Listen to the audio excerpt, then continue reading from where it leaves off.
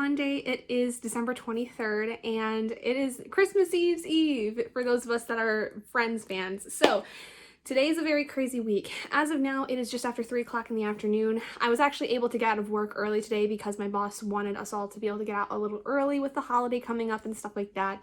So I got home just a few minutes ago. I got all my stuff packed up to go to my parents tonight because I want to spend Christmas Eve and Christmas Day with my parents, but Robert has to stay here because he has to work both tonight and Christmas Eve night.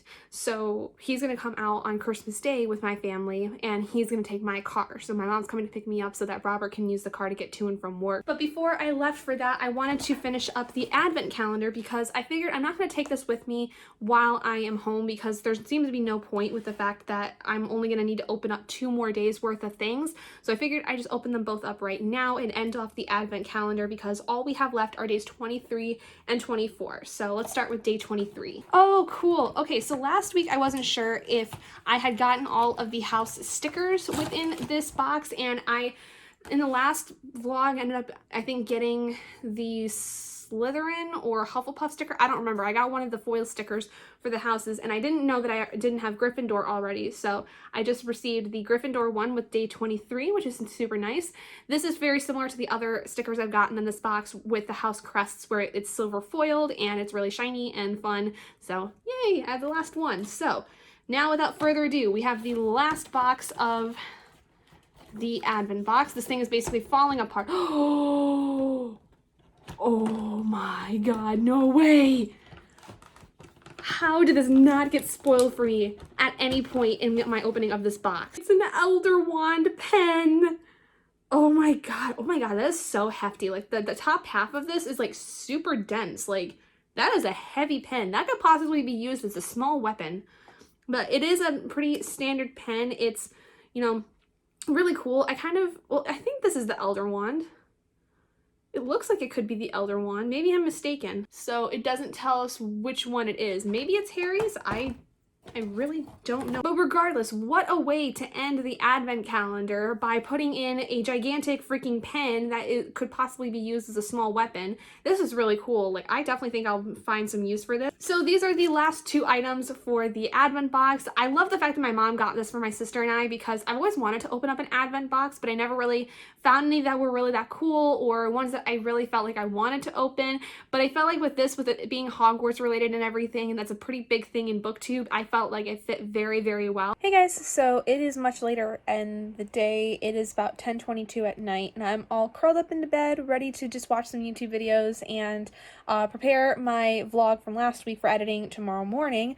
But I wanted to jump in to let you guys know I do have plans for this week in terms of my reading and stuff, because I don't think I mentioned it at all in the clip I made earlier. But this week I do hope to read through Jackaby by William Ritter. This is the first book in the Jackaby Quartet series, I think. I think there's only 4 in the series, and I have no idea about what this is supposed to be. I think it's supposed to have something to do with Jack the Ripper and some kind of supernatural things happening to some teenagers in this time period in the same place that the Jack the Ripper was during the 19th century.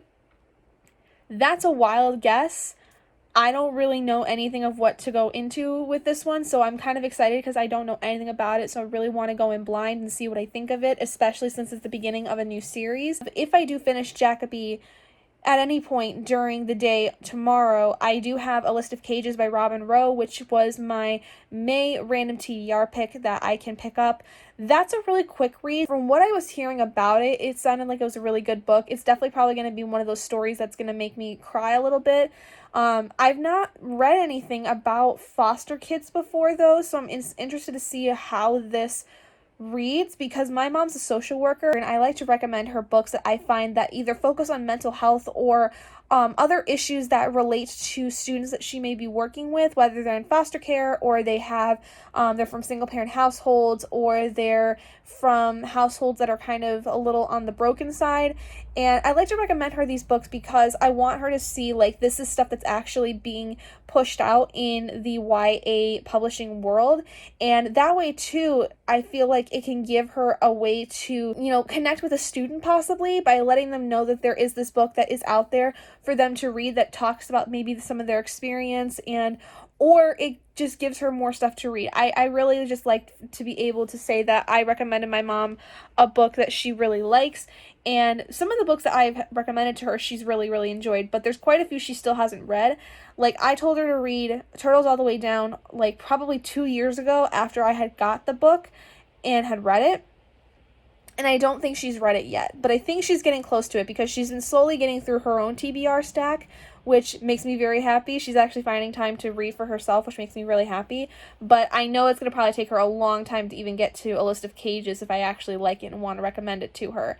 So, I am going to head off to bed, though, right now, because I'm just going to sit here and watch some YouTube videos to fall asleep, and I'm basically waiting on my footage from the last vlog to download to my laptop so that I can get it all set up and get the file ready for me to edit tomorrow with no hassle. So that way I can just get in tomorrow in my editing software, edit it, and then just be able to, have it done before everything gets super crazy tomorrow, because I know that tomorrow I am going to be helping my mom with making a little dessert of some kind. It won't really take that much, I don't think, to help make it, but I want to try to also account for the fact that I'm going to be getting, I think, back into some freelance writing that I was doing before I got the job that I have now, and I also want to read, and I want to get through a little bit of my audiobook of Elevation by Stephen King, which is my next audiobook that I'm reading right now. I haven't started it yet, but I want to start it tomorrow. And there's just a lot of stuff that I've got planned for tomorrow and Christmas, even though I'm supposed to really be celebrating and, be enjoying my time off, but I do have stuff that I want to do because I don't normally get to do a lot of it during the week. So, life of an adult. Just gonna say. This is awfully suspicious. Oh wait, I think it's over here. Oh my god. Gabrielle, would you marry me?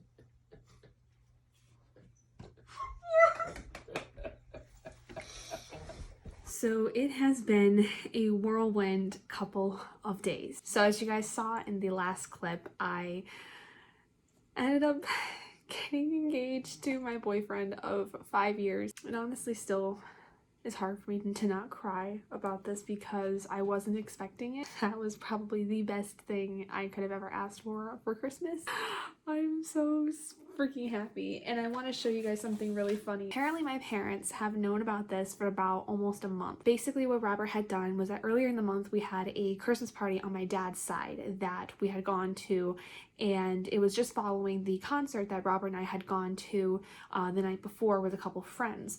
And apparently after we got back and after I had gone to bed basically for the night, Robert sat down with my mom, my dad, and my sister and asked all three of them for permission to marry me. And probably the best way he could have gone about it, to be honest, because my entire family means a lot to me, and I wouldn't have wanted him to do it any other way. So, but what's great is that because it was so far in advance that they knew about it, my parents ended up getting me this journal which says, "Look at me getting married and shit.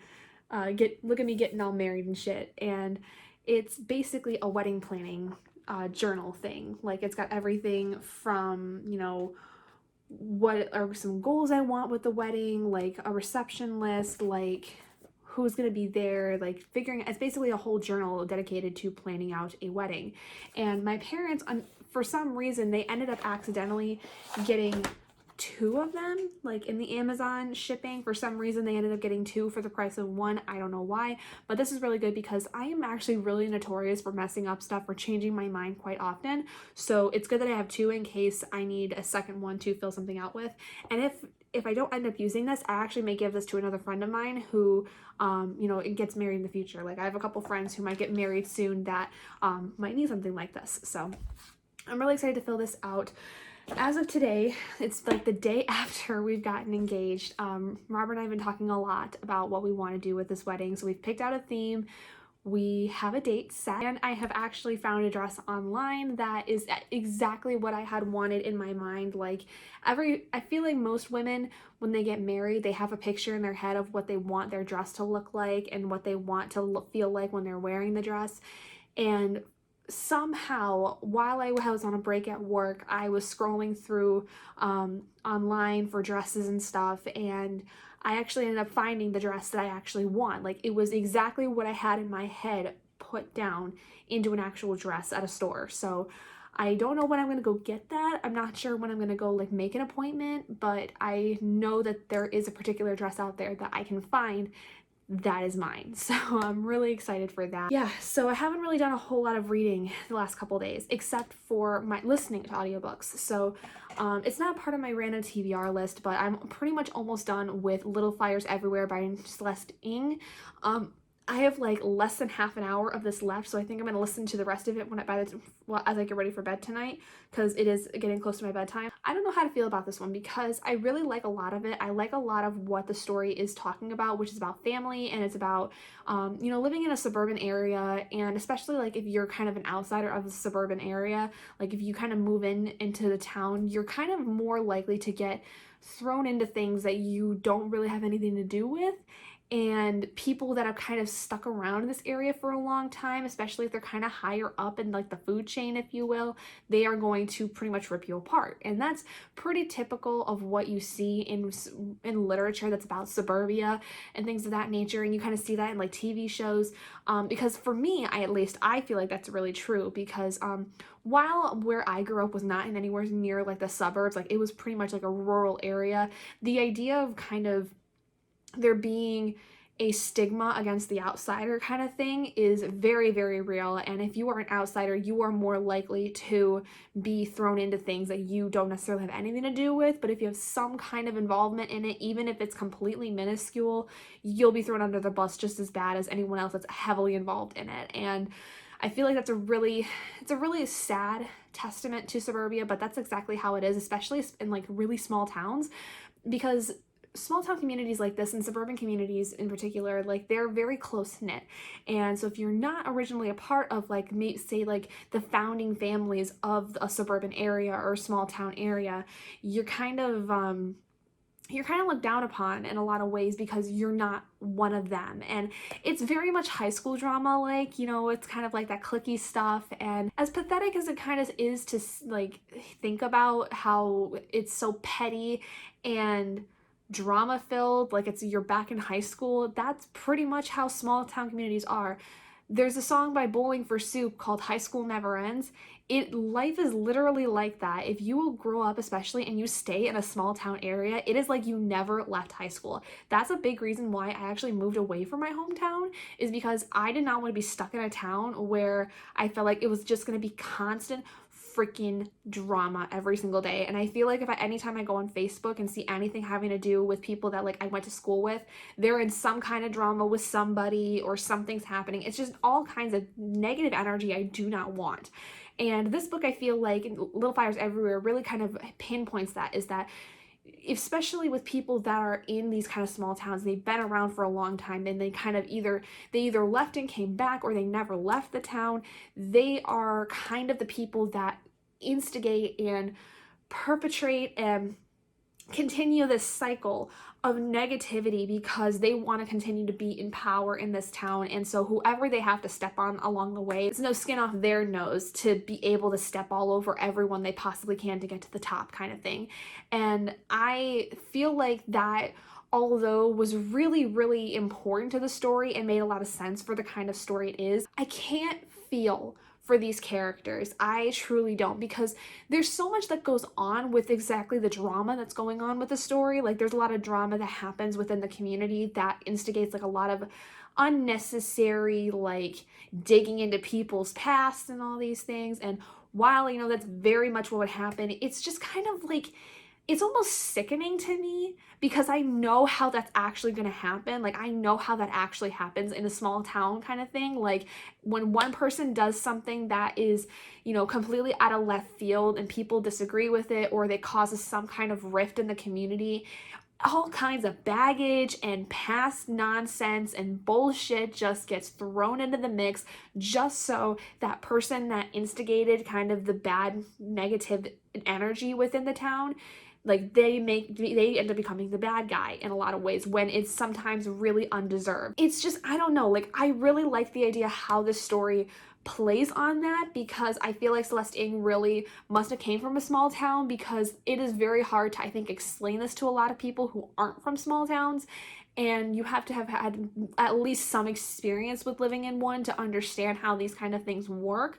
But at the same time, it is just so sickening to hear the things that go on in the story, particularly from one character who does a lot of digging around into people's backgrounds because she doesn't trust anyone, and especially when it comes to the fact of like trying to defend her friend who's involved in this mess, digging up stuff on people on the opposite side, and it's just petty and ridiculous, but that's pretty much what happens. So I don't know what exactly to rate this. Like I said, I have half an hour left of it. So at this point, I feel like I can give it a rating. I don't know what that is though, because it's both pathetic, but also incredibly true to the real life situations that happen, or like the real negative feeling that a small town can get in these kind of situations that the story portrays. And I'm just so confused. Like I'm just confused of what I exactly want to rate this, because it's either gonna be a 4-star or a 2-star. There's like no in between with this one, because I feel like with this story, it's like I can so understand why people would get so annoyed with this story, because people make really dumb decisions and people just don't seem to have any actual substance to them. But at the same time, the story is all focused on town drama and how stupid that is and how ridiculous people can get when it's small town drama kind of thing.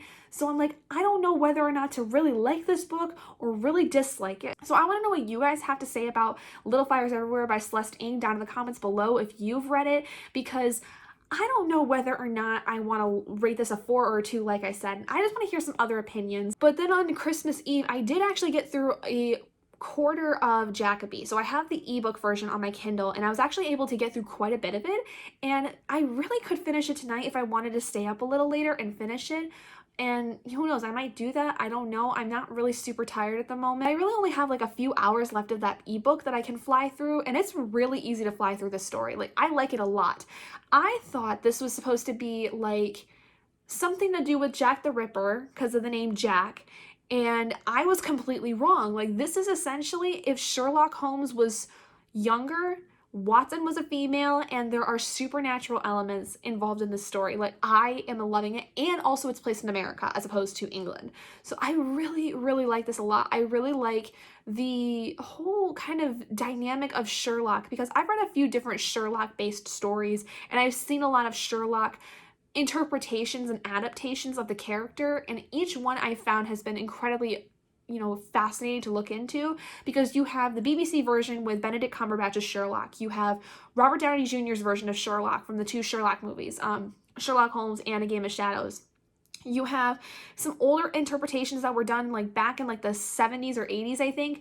I had a college class that we watched an episode of A Study in Scarlet, I think was the story that we read for the class, and we watched an episode from some TV show that did it. But then you have like Elementary on CBS, where I don't remember the actor's name, but it's the show that has Lucy Liu in it. The Sherlock Holmes really in this story, whose name is Jackaby, last name is Jackaby, he's kind of socially awkward. He just doesn't, I think, understand the social norms and social cues, because a lot of the things, and he's kind of like Drax from Guardians of the Galaxy, where he takes things very literally. So you can't really give expressions to him because he doesn't understand them. But he's incredibly smart, and he's very attuned to supernatural elements that other people are not able to see. It's not clear how or why he's able to do that at this point where I am in the story, and I hope that that's divulged later, because it's something I want to know about, like if he was born with it, or if part of his actual anatomy is supernatural based, like if he has some kind of actual supernatural abilities himself. He's got a lot of the same normal quirks about Sherlock, where he's very attentive to detail. He's very intelligent. He is able to quickly think on his feet and get things rolling, and he can come up with a plan with the drop of a hat.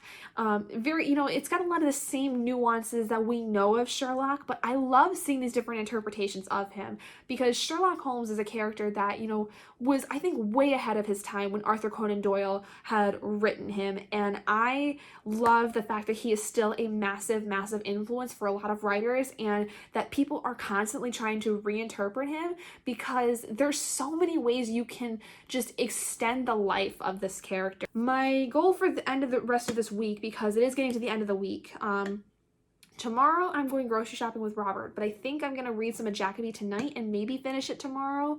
I'm definitely going to finish Little Fires Everywhere, though, tonight before I go to bed, because like I said, I have very little left of it. And then I think by the end of this weekend, I would like to get A List of Cages done at the very least, because this one's a very short book. And so I think I can plow through this maybe Saturday night, Sunday. Saturday, Robert and I have some plans. We're going to go do some shopping and stuff, and just kind of hang out for the day, because that's really the only day off he really has that I get to spend with him. So we're going to go do some stuff and hang out and just have a good time. And so I think probably either Saturday night or maybe even like Sunday, I can plow through A List of Cages, and then maybe even plow through Cinder by Marissa Meyer. I really want to get back on a reading schedule, but it's been kind of thrown to the wayside because of the holiday. And thankfully, though, next week I have the same kind of schedule as I have this week, where I have Tuesday and Wednesday off next week for the holiday, with New Year's Eve and New Year's Day. So I think I could probably get a lot of stuff done both of those days, because I'm not going to be doing a whole lot since I'm going to be home. So we'll see. But anyway, I'm going to head off to bed for tonight, and I will see all of you guys tomorrow. Hi guys, so it is Saturday night. It has been a couple crazy days because yesterday obviously it was Friday and I worked, and then Friday night Robert and I went out and got some groceries and stuff. I hadn't really done a lot of reading, but I did actually finish Little Fires Everywhere yesterday, like I said, and I ended up actually giving it a 3 out of 5 stars.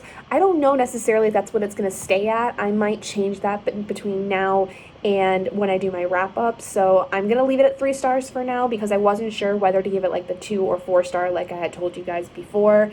But then yesterday I did listen to the entire audiobook of The Magic of Tidying Up by Marie Kondo, which I gave a 4 star to, because it was overall really interesting to listen to what Marie Kondo's kind of philosophy was about stuff, about like tidying up and stuff. And let me tell you, it did put me in a mood to actually want to tidy up, and that's a lot of what I have done this evening today, which has been tidying up and cleaning up and stuff, which has been really nice, because it's actually kind of helped with my mood a little bit with getting stuff cleaned up and everything. But I didn't necessarily agree with everything that Marie said in terms of some of the things that she said would be like maybe causes for tidying up, or just some of the things you don't always agree with everybody in terms of their philosophy, and that's okay. And that's kind of what happened. So it wasn't a perfect book by any means, because obviously it was also a translated work, so sometimes things were a little weird with maybe phrasing or things like that, but overall it was really interesting and I did get a lot out of it. But it just wasn't a perfect book for me. It was kind of just like but I did get a lot from it, so I gave it a nice 4-star rating, because I think it deserved it, considering that it was kind of more of a self-help, if you will, kind of book, but I really did like it for the most part. I have not read any more of Jackaby as of lately, but I think tonight I might get to read a little bit of it, because it is Saturday night. I do have a few things I need to get done, though, before I can sit and read, because I need to get some stuff kind of situated with everything now that I'm planning a wedding and all of these different things. Like 2020 is going to be really crazy, because not only am I planning a wedding, I just today booked my dress shopping day for the 4th, which is next Saturday, and Robert and I have also contacted a place that we would like to use as a reception hall for our wedding, and it's just, it's been really crazy. Today, what we ended up doing was we actually went back out to Midland, which is the city where I work. It's like 45 minutes away from where we live. And we just wanted to go out and do some shopping and have a good time. I got to show him kind of where the mall is that we will probably frequent if we decide to move into Midland, which is kind of what we're planning on doing in May of 2020, is hopefully getting out of this apartment that we're living in currently and moving. And if you guys can tell, not only do we have a new lamp, but let me show you something that we actually bought today for the first time in like the 9 months we've been living here. We have a dining table now. We have a dining table in our kitchen, which is really, really nice. So yeah, we had basically gone out to Midland for kind of a few different things. One was to really like go just have a good time in Midland and show Robert a few things about that are in town. And we also wanted to see if we could find a dining table for pretty decently priced. And I actually ended up selling off my old DS and some games that I had that I didn't really use anymore at GameStop, and got a really good chunk of change for all of it, to be completely honest. And we ended up actually using that money to buy this dining table because we have been wanting one for a long time, but we had like right behind me a bunch of boxes. Like right now it's just a trash can, but behind me in this space we had like a crap ton of boxes that we had moved in with and had just kind of accumulated over the last several months from like buying things in bulk and having like drinks and stuff like that in the apartment. So we broke all those down. We got the dining table in, and we also bought this lamp at Walmart for super cheap because we wanted to add a little more light in here. And so it's really nice. I really like it. I'm really happy because now I have a new space to film in, and I actually have a new space to work in too when Robert is in the office playing games or, you know, like talking to his friends, and I don't want to feel like I disturb him. And also, you know, it's just a nice place to work. It's easy. It's, you know, right here, and we can have actual dinners sitting at a normal dining table as opposed to sitting on our couch every single night having dinner. Like I said, I think I'll get to Jackaby probably sometime tonight, but because since tomorrow's Sunday and I can just spend the day doing whatever, if I don't finish Jackaby tonight, I'll definitely finish it tomorrow, and I think I can even get through a list of cages pretty quickly because it's such a short book. So I might finish 2 books in one day. We'll see. Hi guys, so it's Monday, and I know I didn't close out the vlog yesterday like I should have, but yesterday was just a really relaxing day, and I actually ended up finishing 2 books yesterday. Holy crap. So I did end up finishing Jackaby by William Ritter, which really honestly disappointed me. I was not as satisfied with that story as I thought it would be, because the way that I could best describe it is that Jackaby is basically a story of a more modern retelling of Sherlock Holmes, where we have the character Jackaby.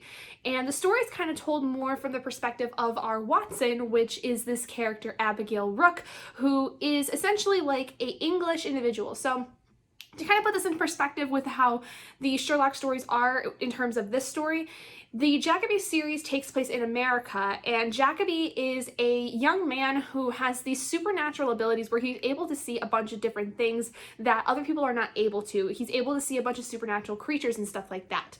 Abigail Rook is our John Watson, who is from England. She's from the Hampshire area and is the daughter of like this pretty affluent family. I think her father was an archaeologist, and essentially she always wanted to go into archaeology and had actually gone to school for it, or she basically had gone to university and didn't like it, and so then she took up herself with a ragtag team of people that were on this big dig in, I think, the Carpathian Mountains in either Hungary or Romania. I cannot remember where these mountains are in Europe, but she went to the Carpathian Mountains and it turned out to be a bust. And so instead of going back to school, she ended up actually traveling to America to hopefully find work and be able to actually live a life outside of the total humdrum that would be English society for a young woman. She's probably, I would say, anywhere between the ages of like 20 to 25, and I think Jackaby's probably just a little bit older than that.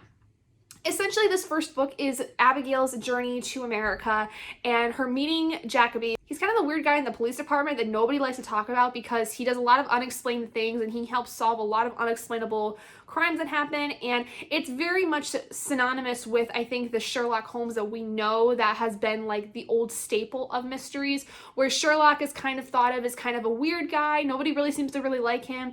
The police force doesn't seem to really trust him all the time because they don't always understand exactly how he's able to solve these crimes that are happening because they're so very out of the norm, and he's able able to pick up on these really different details that nobody in the police force was able to pick up on.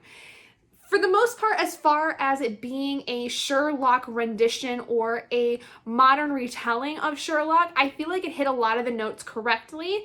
I felt like that Jackaby was a really interesting take on Sherlock, where he's a little younger. He is based more into the supernatural realm, where he's able to see all of these different creatures and other people aren't, and that kind of makes him seem to be kind of the weird guy, and he's got a very particular set of ways that he does things, which is very indicative of Sherlock. Sherlock had a very, set way of doing things and how to find things, and only he understood it, and if anyone else was to try to do it, he wouldn't feel like it was done well, kind of thing. So I felt like as far as it being a more different retelling of Sherlock, it was really good in that aspect, but the overall story itself was actually quite lackluster.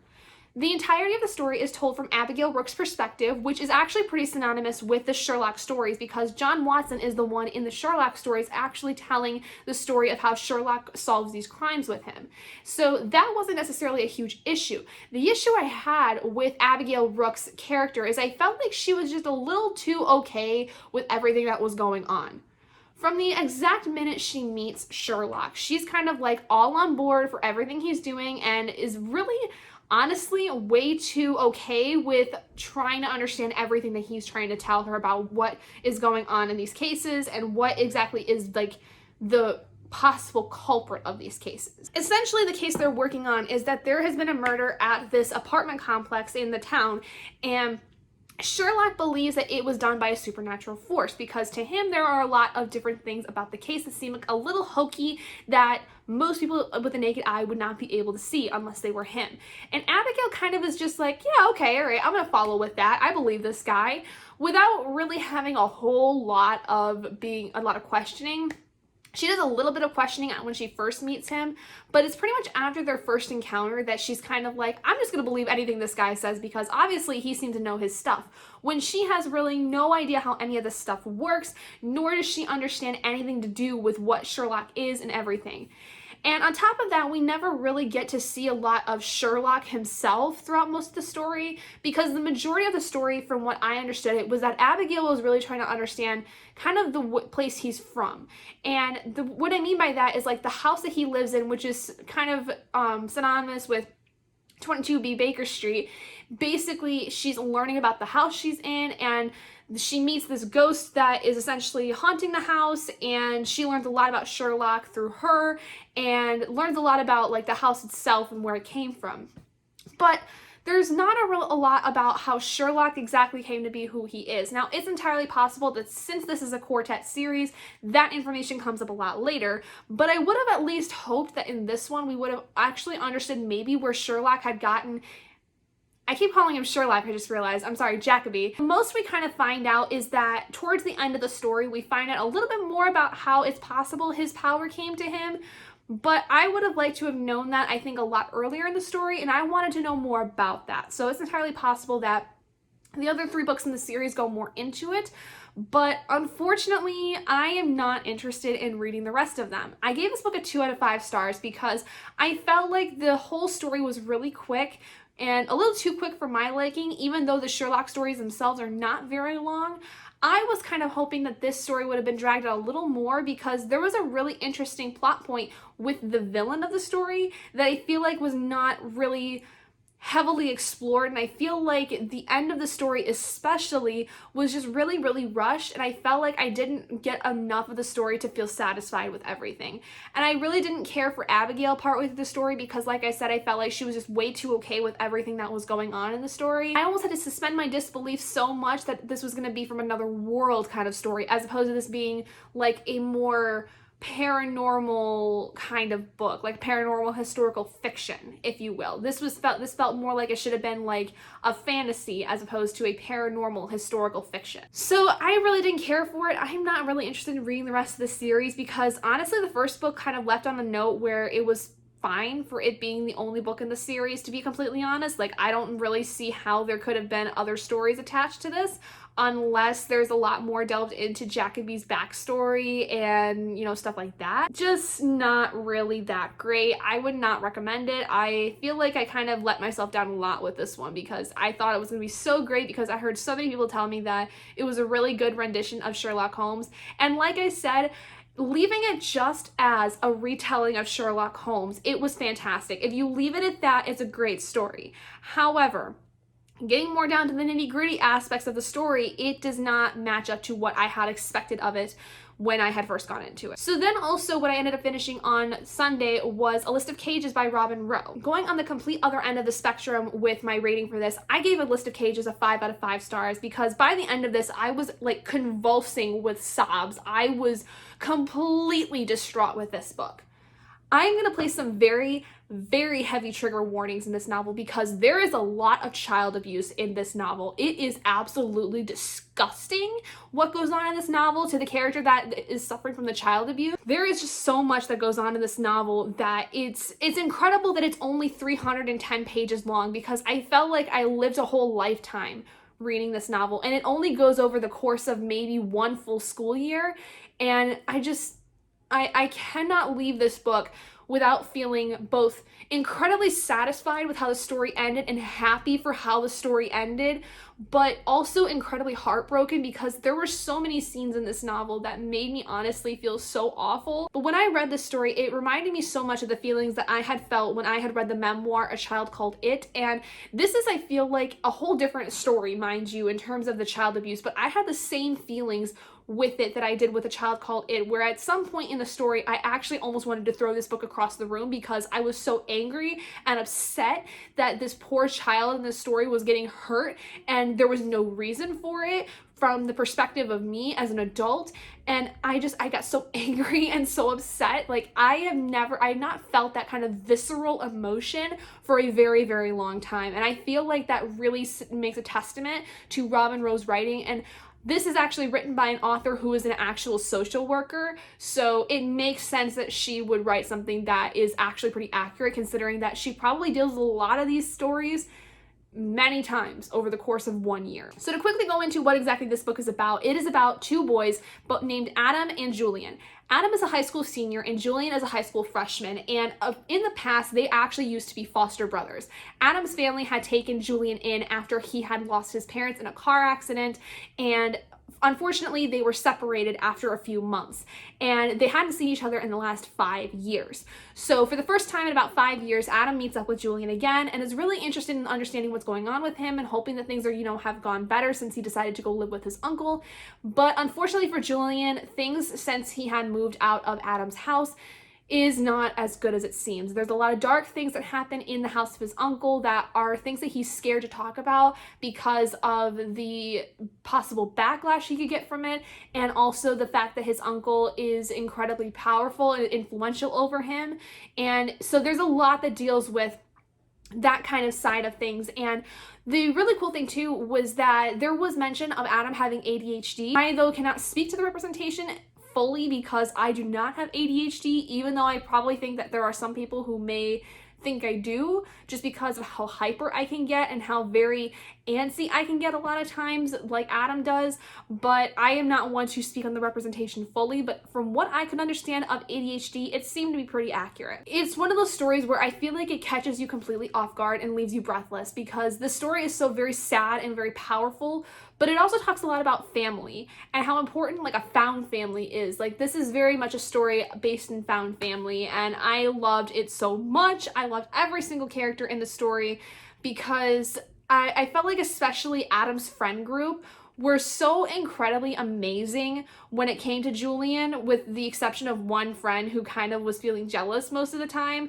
But I felt like this whole story, it was just really emphasizing the fact that even if, you know, you feel like you are completely alone in this world, you are never truly alone, because there is always going to be somebody there who's going to understand you and is going to want to listen to you and is going to want to help you in any situation that you're in. And I feel like this is one of those stories that is, while it's incredibly sad to read a lot of what Julian goes through, the amount of love that Adam has for his former foster brother it's incredibly powerful, and honestly it is so heartwarming that it makes me kind of love humanity in some ways again, because there are people in the world like this. So that's pretty much all I read on Sunday. I know this was a bit of a longer clip because I really decided to get in deep with both of these, but yeah, so that's pretty much all I ended up reading on Sunday. And like I said, today is Monday, so I'm gonna end this vlog here and start up the next vlog here like right after.